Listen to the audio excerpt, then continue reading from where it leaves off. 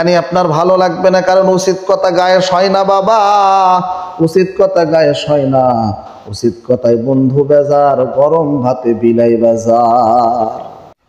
বর্তমান প্রেক্ষাপটের বক্তারা এক একজন কন্ট্রাক্টধারী বক্তারা 1 লক্ষ 2 লক্ষ করে টাকা নিতেছে। ওয়াজ মাহফিলে স্টেজে ওঠার আগে টাকা পরিশোধ করতে হয়। ও ভাইজান, আপনার মসজিদের ইমামকে 6000 টাকা দেন। 6000 টাকা কি প্রতি মাসে ক্লিয়ার করেন না? আপনার মসজিদের ইমাম টাকার অভাবে তার ছেলেকে তার মেয়েকে ইলিশ মাছ খাওয়াইতে পারতেছে না, ভালো বাজার করতে পারতেছে না, কিন্তু সেই মসজিদের সভাপতি হইয়া আপনি বাহির থেকে কন্ট্রাক্টধারী একটা বক্তা আইনা যদি হেদায়েতের পেয়ালা যদি পানও করাইয়া দেয়, আপনার কপালে কোনো হেদায়েত হবে না, কারণ আপনার মসজিদের ইমামকে ঠিকমতো বেতন দেন না।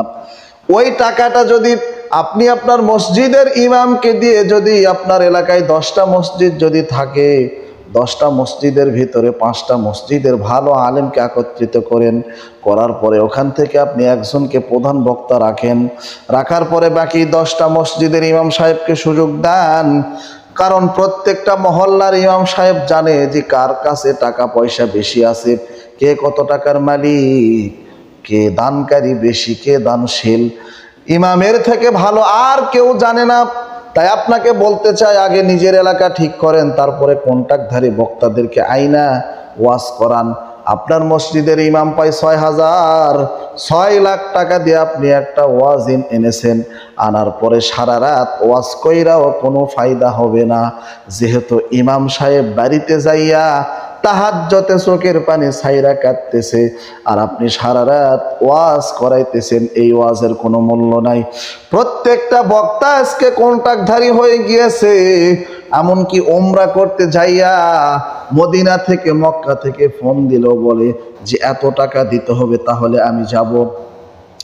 এই সমস্ত কন্ট্রাক্টধারী বক্তাদেরকে দিয়ে কোনো হেদায়েত হবে না। আজকে প্রথম পার্ট দিলাম, এরপরে দ্বিতীয় পার্ট দিব যে কমিটিদের দোষে কেন বক্তারা কন্ট্যাক্ট করে, আপনাদেরও দোষ আছে। আজকের ওয়াজটি যদি ভালো লেগে থাকে অবশ্যই শেয়ার করে দিবেন। জানি আপনার ভালো লাগবে না, কারণ উচিত কথা গায়ে সয় না বাবা, উচিত কথা গায়ে সয় না। উচিত কথায় বন্ধু বেজার, গরম ভাতে বিলাই বাজার।